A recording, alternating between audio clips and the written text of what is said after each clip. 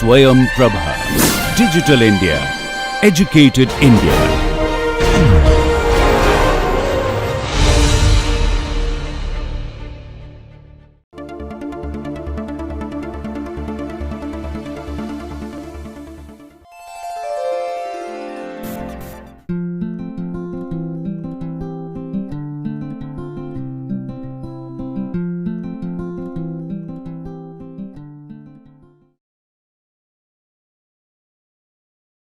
Welcome once again to NPTEL, the National Program on Technology Enhanced Learning, a joint venture by the Indian Institutes of Technology and the Indian Institute of Science.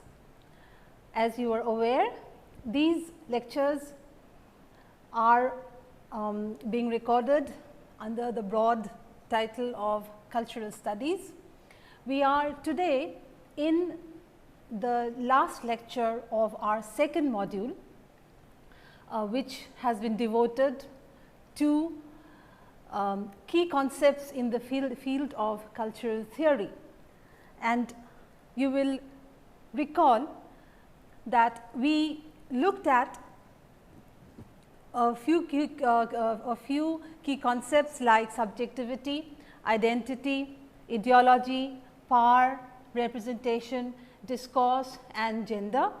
On some occasions, we also devoted more than one lecture to a few topics, for instance, ideology, representation, and today we are in the second lecture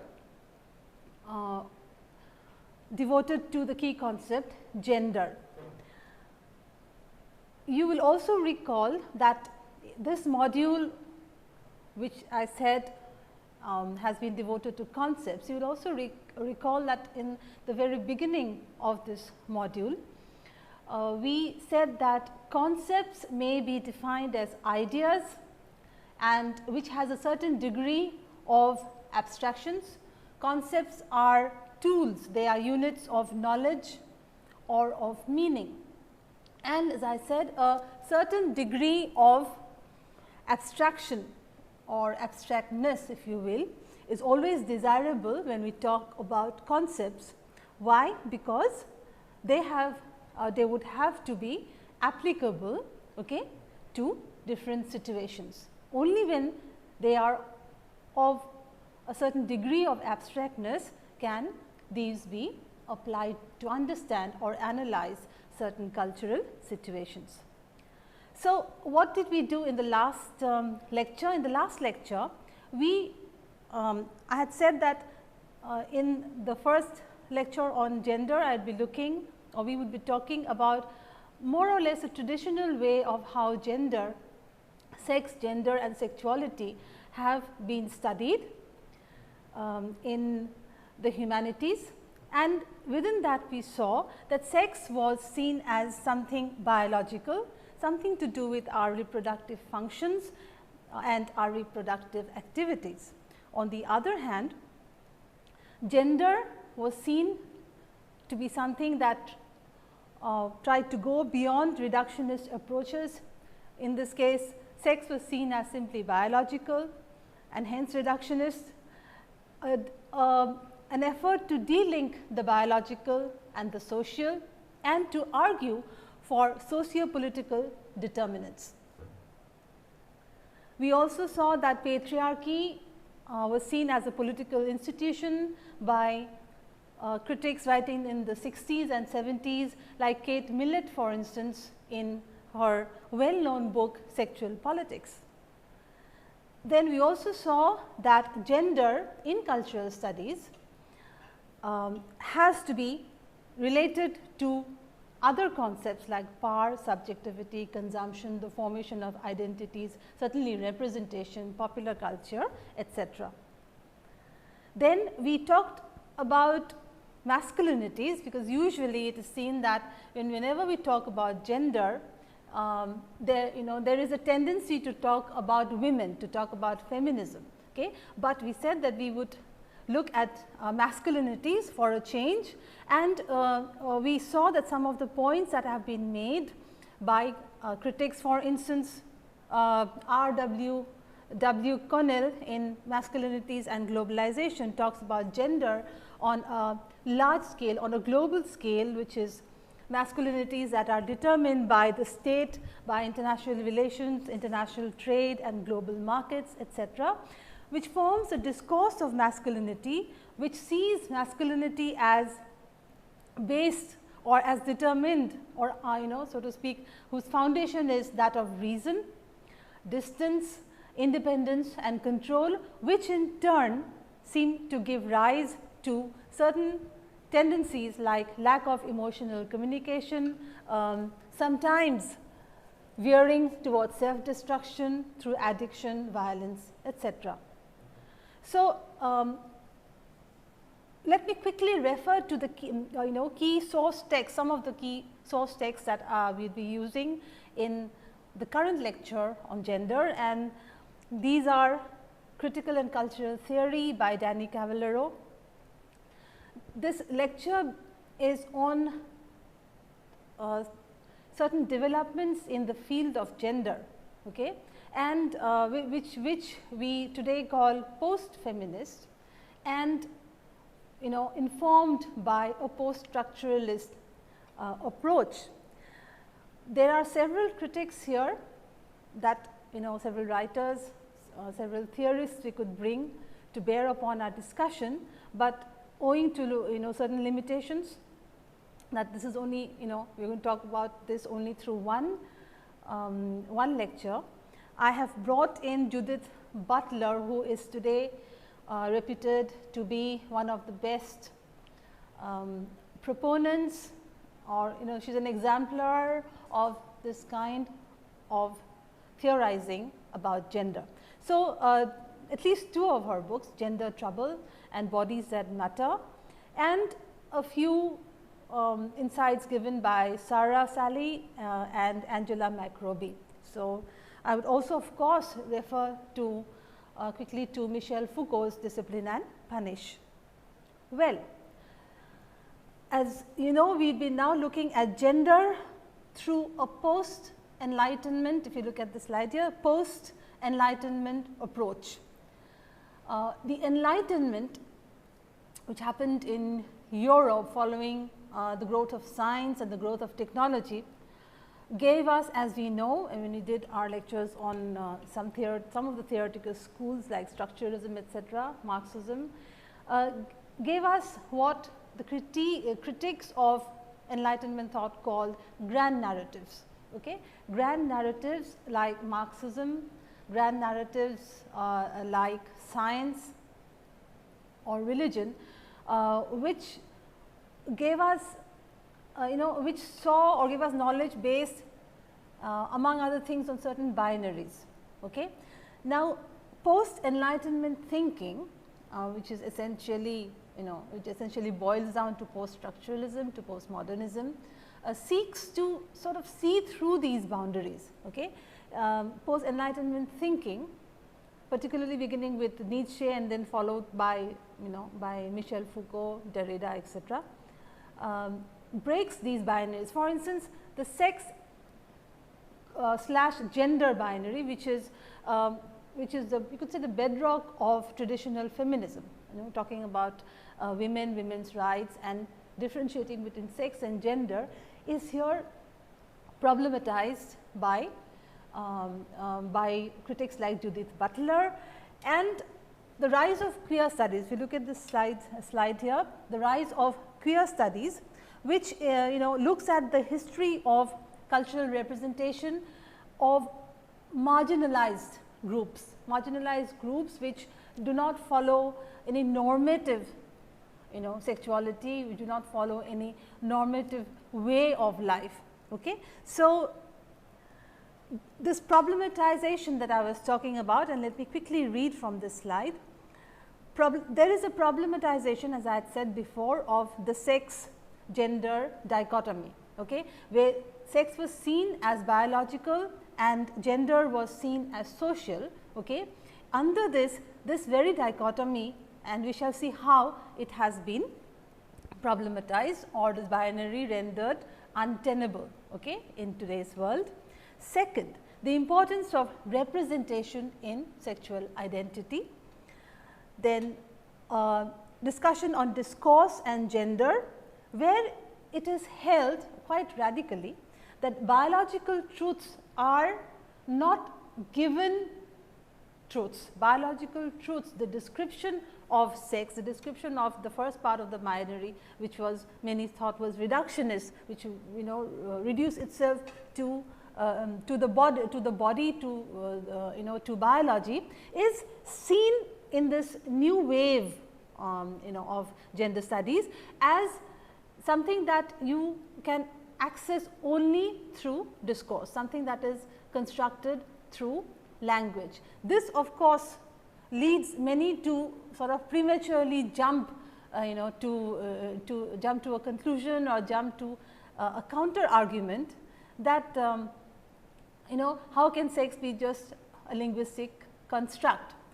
They are not denying the reality of the biological body, but the description of sex vis-a-vis gender, the description is not something that you can access without discourse. That is the point being made here. It is not to deny the materiality or the presence of the body. Number 4, this problematization entails also the function of regulatory ways of speaking in the formation and determination of sex bodies.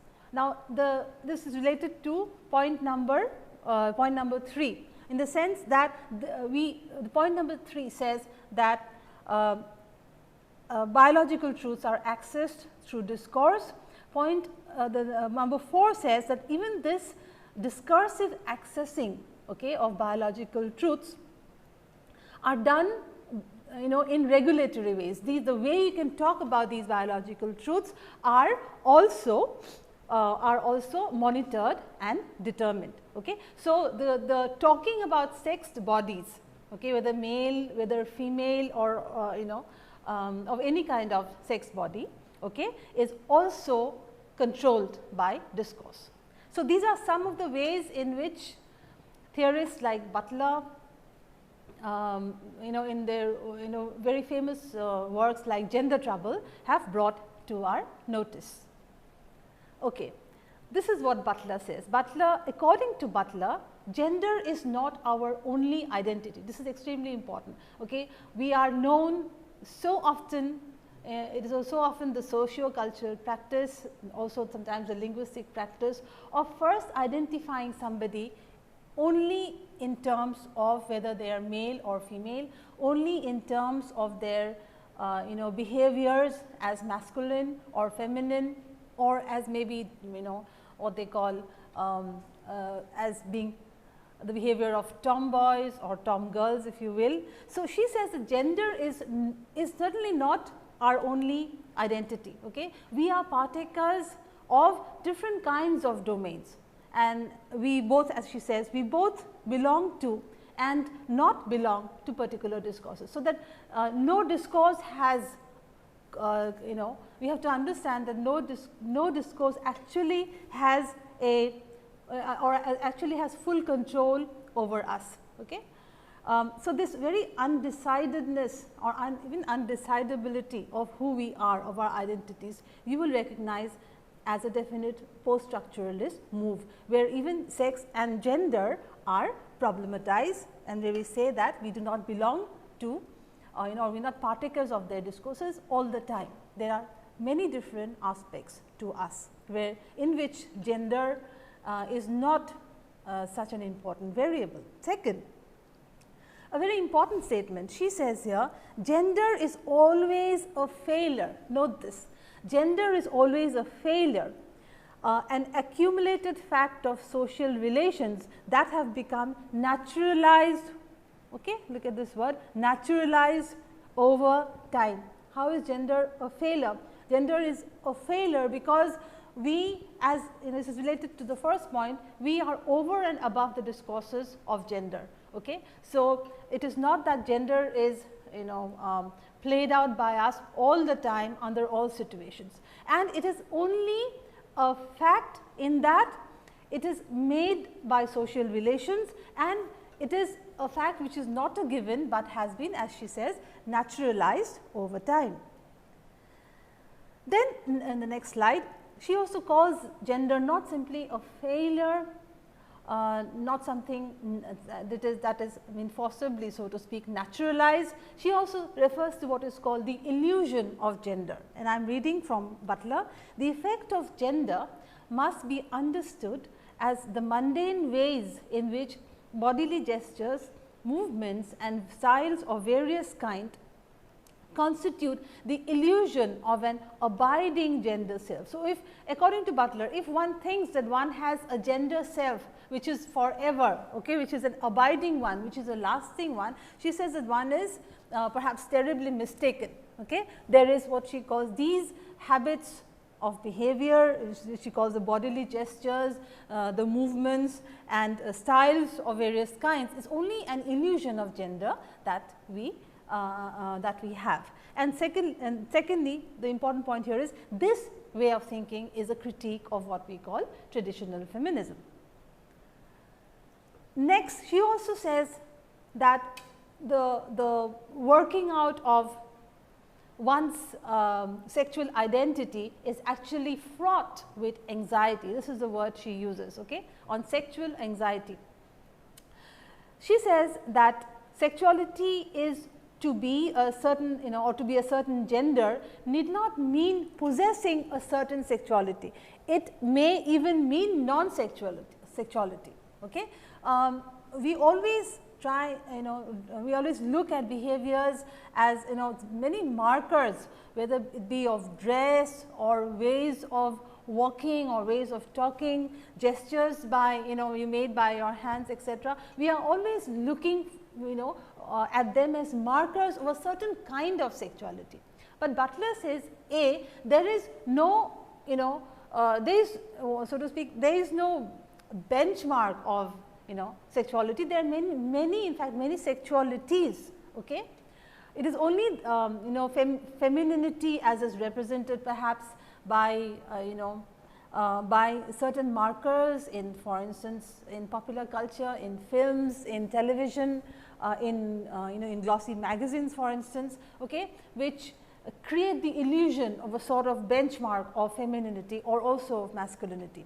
But she says, well, there is no, it is only an illusion that is created by representation, and she also adds this important point that it may even mean non-sexuality. Okay. So, the markers that we have may be something that is read by people since they are culturally trained, but it may also sometimes mean or suggest the possibility of non-sexuality.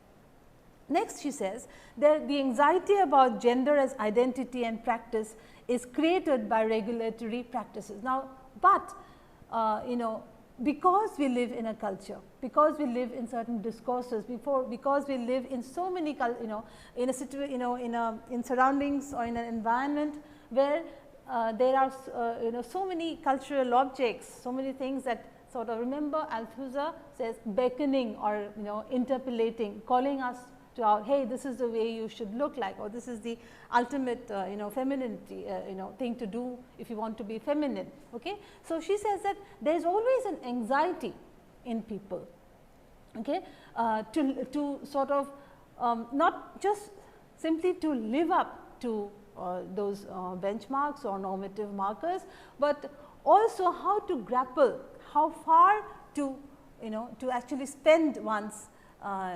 energies, how often to, try and meet, so to speak, those standards. So, there is anxiety about gender as identity, since it is created by certain regulatory practices of how you ought to look or behave in a, if you are in a certain, if you want to be identified as belonging to a certain gender. Then she says there is a fear of loss of identity, of no longer, as she says, of no longer belonging to an accepted sexuality. Okay. So, both anxiety and there is also fear of, say, the loss of one's sexuality. If you are not going by those markers, you may be, called say a manly woman or a womanly man. So, there is always, because of these regulatory practices, because of these, standards, so to speak, which are actually illusions that have been set in society by regulatory practices. Gender is a difficult term. It is a difficult business, okay, in keeping up with those markers. Then she, we learn that there are multiple modes of femininity and masculinity. There is no one way of being feminine or masculine. There are multiple modes which are potentially enactable. Okay, we may not enact them for fear of, as she says, or for anxiety or for fear of losing one's gender identity. Nevertheless, it does not do away with the important fact that there are potentially many ways in which gender may be enacted, okay? Each of which is, so to speak, a legitimate one in its own right. Therefore, sex and gender are malleable, sex and gender are changeable, sex and gender are both sex and gender are fluid. Okay? So, you see here the shift from talking about gender as fluid and sex as a given, as fixed, to both as being malleable, changeable, fluid and not a given. Okay? This is a very important shift in the post-feminist and queer movement. Cavallaro comments on Butler's work in this way, and I am reading straight from his straight from his book Critical and Cultural Theory. Cavallaro's opinion is this: Butler argues that gender is performative. This is perhaps one of the most important words in post-feminism, particularly as propounded by Judith Butler, which she says that gender is not a given, all right, but we also have to understand it much further by looking at gender as performative. This, I think, if you have to zoom in on one word, which is one of her most important contributions in this field, that this word is that of performativity. Judith Butler, Cavallaro here, Judith Butler argues that gender is performative. This implies that a person's gendered identity is produced through performance and role playing. Okay? This is not, so we would say that this is non-ontological, right? It is performance, and as it says next here, the word repetition. Okay? Performance being repeated several times that instantiates that behavior as masculine or feminine. So, Cavallaro again, repetition plays a vital part in this process, for it is by performing certain acts repeatedly that the individual acquires an apparently coherent identity. Look at the word here, apparent. Okay? The individual by repeating accepted or acceptable or desired gendered practices with their relevant markers, okay, begins to believe that he or she has a stable, a coherent gendered identity. On the other hand, the reality is that it is only because of these repetition or reiteration of certain performances or as gendered performances that we have this illusion of a coherent, stable gendered self and gendered behavior. So, repetition plays a vital part in this process, for it is by performing certain acts repeatedly that the individual acquires an apparently coherent identity. Repetition, moreover, is dictated by what a particular culture, this is what we have already talked about, repetition of what, if you ask repetition of what, and just a while ago I had said that what is desired, right, what is expected. So, repetition is dictated by what a particular culture expects of its members, by dominant ideologies and by ways of organizing sexual behavior. Okay? So, gender performativity hinges, and this is another important word, on reiterative practice of regular sexual regimes. So, it looks like we all sort of have this interpellation by ideology, by dominant ways of organizing sexual behavior, that this is how a particular gendered behavior should finally arrive at. Therefore, to summarize this quickly, according to Butler, gender is performative, that is, it is non-ontological. Okay. It is a matter of performance and role playing, okay, which is instantiated by repetition and reiteration by what? By the ideologies of sexual regimes. Now, I am quoting straight from Butler. I think this is from her book Gender Trouble. The category of sex is from the start normative. Normative in the sense of laying down certain rules or norms of behavior. Normative also in the sense of normal. What is normal is always prescribed, something that is not something that does not fall from the heavens. Okay. These are codes that are normalized by repeated use and by the dominant ideologies. Now, she brings in Foucault here. The category of sex is from the start normative. It is what Foucault has called a regulatory ideal. This is an ideal that is to be reached, okay, through certain regulations. Okay. This is the ideal way of say behavior or having markers, etc., of behavior. In this sense then, sex not only functions as a norm, but is part of a regulatory practice that produces the bodies it governs. Now, this is very important. Okay. This is how the body is produced. Okay. Sex not only functions as a norm, but is part of a practice that produces the bodies. This is where the post-structuralist element in looking at sex also as socially constructed comes in. It seems to, when you first look at it, seems to, because you are so attuned to the traditional way of looking at the binary of sex versus gender, okay, that it at first is difficult to accept it. But you begin to understand that these are the ideologies, the regulatory practices that the bodies are produced by it. Again, let me reiterate, it is not that we do not have the kind of bodies that we have, the kind of gendered bodies that we have, but the bodies also are produced by dominant discourses. Okay, this is when you write about bodies, when you talk about bodies, it is through language and it is through discourse. This is a very valuable contribution of post-feminism. That is those regulatory force, whose regulatory force is made clear as a kind of productive power. The power to do what? The power to produce, demarcate, circulate, differentiate the bodies it controls. More about this will be, we will have to unpack this a bit as we go on. Thus, sex is a regulatory ideal whose materialization is compelled through certain highly regulated practices. Okay? In other words, sex therefore is an ideal construct, a construct of the discourses of regulatory practices that tell you that there is a there is, as Foucault says, a regulatory ideal to be achieved.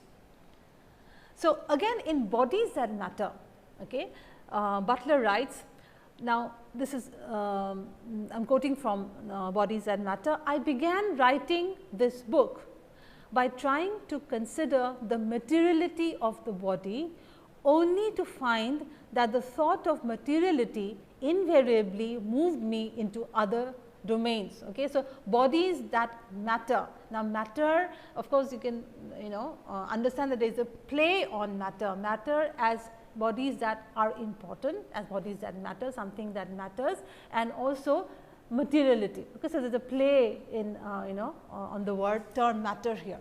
So, she says that while trying to explore the body and its materiality, okay, the body as a material form, she says that while exploring it, I found that this led me to many other domains, so much so that, let us look at the next sentence that she says here, I tried to discipline myself to stay on the subject, but I found that I could not fix bodies as simple objects of thought. So, there is a realization obviously here that one could not speak even of the materiality of the body without running into problems, okay? Without there is no simple way of talking about bodies even as material entities. Bodies therefore move beyond these boundaries of biology. This is the first point. Okay.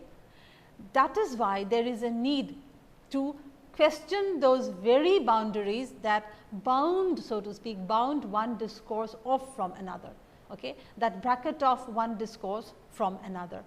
Okay. Now, again look at the look at the topic of the body of the sexed body, then we find that we have to move to question the very boundaries of what it means to be not masculine feminine gender, but also what it means to be male and female from a biological point of view. And therefore, as she says, there has to be a resistance to the fixing of the subject, okay, the fixing of the gendered and the sexed subject. Now, therefore, by now you I am sure have realized that there is a definite shift from Simone de Beauvoir to Judith Butler, but Butler in her book Gender Trouble acknowledges the indebtedness to Simone de Beauvoir's The Second Sex. If you remember the famous quotation, one is not born but becomes a woman, which by Simone de Beauvoir, and this she furthers she gives a twist to the term becoming.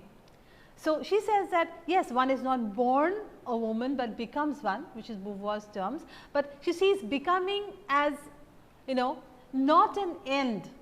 Okay.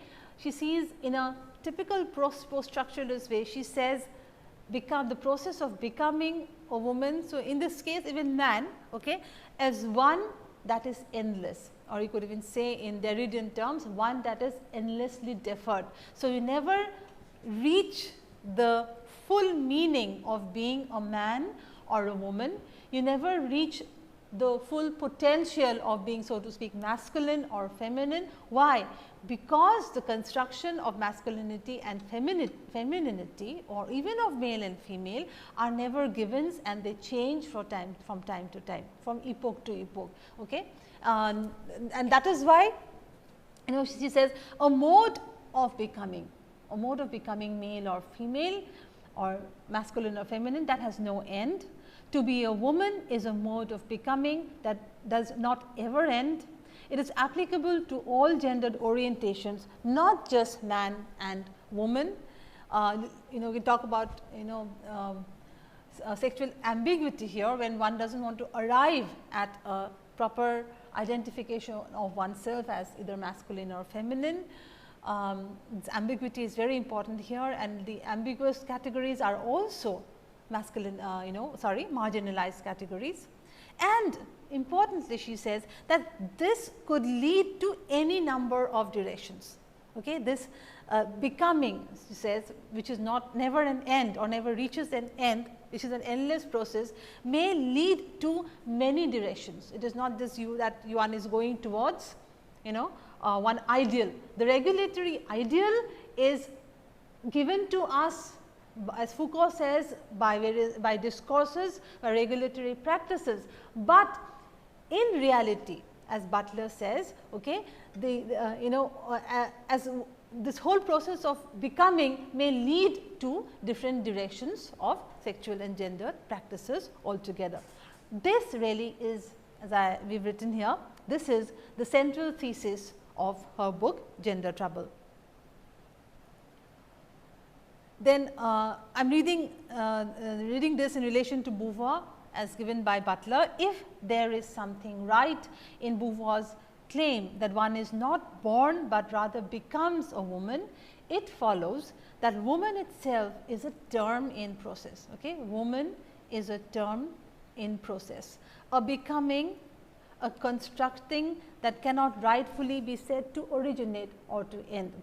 As an ongoing discursive practice, it is open to intervention and resignification. This is most important. You see how she she uses Beauvoir's words and how she moves beyond it, okay, in her insistence on the fact that we can, it is a process that has no end, and secondly that it is subject to to resignification, it is subject to intervention by people themselves, okay, in fashioning their own gendered practices.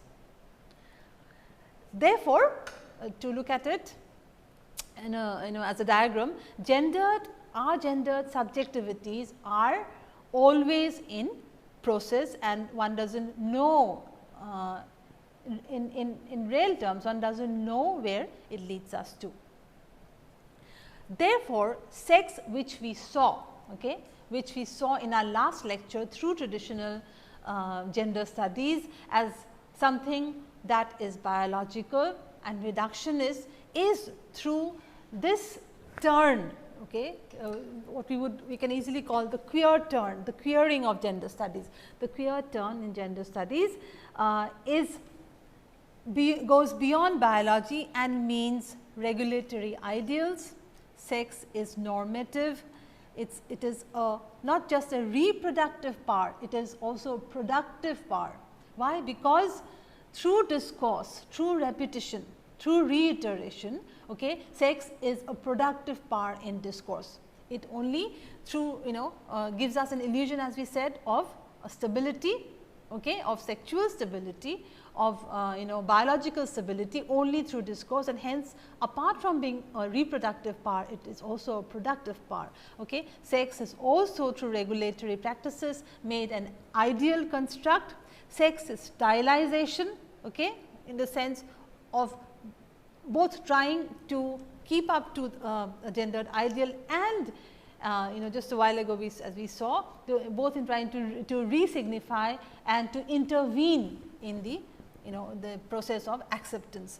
Sex is a process, and sex is ultimately also a forcible reiteration. Okay. So, you see how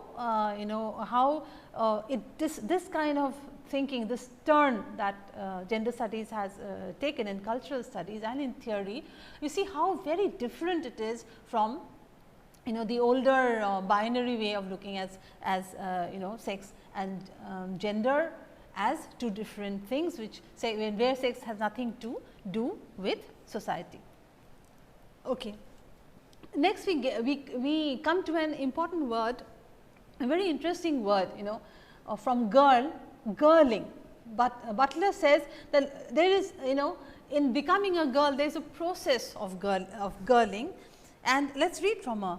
She says, consider the medical interpellation, again this medical hailing out, which shifts an infant from an it to a she or a he. The moment the baby is born, okay, there is obviously the first thing that one of the first things at least that would be hail the baby as a male or female and declare to the parents that whether it's a male or female or a boy or a girl. So, she says there is a process of girling. Okay, it shifts an infant from an it to a he or a she or a he, and in that naming the girl is girled. Okay. Look at the parallel here with Simone de Beauvoir's one is not born a woman, but becomes one. Okay. In that naming, the girl is girled, brought into the domain of language. Okay. This is a very clear working out of what she means by interpellation, by gender interpellation, by what she means by something which is considered reductionist as sex being part of discourse. So, naming the girl is girled, brought into the domain of language and kinship through the interpellation of gender. But that girling of the girl, she says, does not end there, does not end only in the hospital or in the birthing environment. On the contrary, that founding interpellation is reiterated by various authorities and throughout the various intervals of time to reinforce or contest this naturalized effect. The naming is at once the setting of a boundary and also the repeated inculcation of a norm. So, this whole process that she says of girling is it sets the boundary of girl, of girlhood, of girl behavior, girlish behavior, and in the also it is a repeated inculcation and instantiation of a norm. A scholar on Butler scholar, so to speak, Sarah Sally, hails this book Gender Trouble. Sorry, Gender Trouble should have been in italics. Gender Trouble makes trouble, she says. Okay, how does this book make trouble? She says Gender Trouble makes trouble by calling the category of the subject into question, by arguing that it is a performative construct. Okay. So, the whole category of subject, we have talked about subjectivity of of being a subject, okay, the process of becoming in the lecture on subjectivity, but she says how makes trouble in the sense of how the some accepted terms, terminology in fact is shaken by these reformulations by Judith Butler, by calling the category of the subject into question. Okay, and by showing, by working it out and showing that the subject is nothing but a performative construct. All that you thought was your inner life, okay, your inner choices, for instance, all these are actually the result of performance. Then gender trouble makes trouble in another way by asserting that there are ways of doing one's identity. Now, not just in the sense, not only in subject or subjectivity, in the category of identity now is also made kind of rendered into a trouble or rendered problematic. How? That identity, remember the distinction we made a very, of course, a very elementary distinction between subjectivity as inner and of identity as how society looks at you, where subjectivity is seen as one's inner life and identity is seen as how society looks at you. That was an elementary distinction. I am not saying that this without its problems. However, one easy way of looking at it is as identity as a social label. Gender trouble makes trouble, as she says, Sarah Sally says, by asserting that identity is doing. Identity is also a performance according to the regulatory practices. It is something we do, okay? Something we do, something we practice in a bid to approximate the regulatory ideals that are given to us by society. And then she says, please look at the slide, gender trouble will cause even further trouble for those who have a vested interest in preserving existing oppositions such as male, female, masculine, feminine, gay, straight or homosexual and heterosexual. She says that in future, and which is happening now, okay, more problematization would be done and people will have to rethink, okay, those, as she says, those who have a vested interest, those who have a political interest, okay, in maintaining the divide, in maintaining the distinction, very sharp distinctions between male, female or homosexual, heterosexual, etc., they are not going to be accepted so easily once this queering of gender is done, both in theory and in practice. So, we have a few very important questions therefore, that are raised by Judith Butler, and I would read these out. These are, I would say, enormously important. Okay. The first question that Butler asks is there a gender, is there a particular gender which persons are said to have, or is it an essential attribute that a person is said to be? Okay, that is gender something to be possessed, or is gender to be, is something to be or to exist in, as implied in the question, what gender are you? Why she is saying this here is because all this while she is already sort of argued very well that gender is a performance, gender is fluid, sex also is fluid, okay, because it is a matter of discourse, it is also a construction. So, she says, is there any point in asking what gender are you? Since remember she had said that gender is malleable, gender is changeable, okay, and the word, that phrase, potentially enactable. So, is there any point in asking a question like this, what gender are you, when there are potentially so many ways in which gender may be acted out, okay, when where we dismiss the idea of an ideal to be achieved. Okay. And remember what she says, it can take you to different directions or in different directions. Okay. Question number 2. When feminist theorists, these are extremely sharp penetrating questions that Butler is giving us in her bid to create trouble, gender trouble. When feminist theorists claim that gender is the cultural interpretation of sex, or that gender is culturally constructed vis-a-vis sex, what is the manner or mechanism of this construction? How do you say that this has been done? Okay. So, she is asking, there is a need to work this out, there is a need to talk about how this very mechanism of thinking of gender as only as culturally constructed has been worked out. Question number 3, if gender is constructed, could it be constructed differently, or does its constructedness imply some form of social determinism, foreclosing the possibility of agency and transformation? Okay. So, is there a way in which all these hitherto ways of constructing gender and showing gender as a cultural construct, is it possible for us to construct them differently and therefore create gender trouble?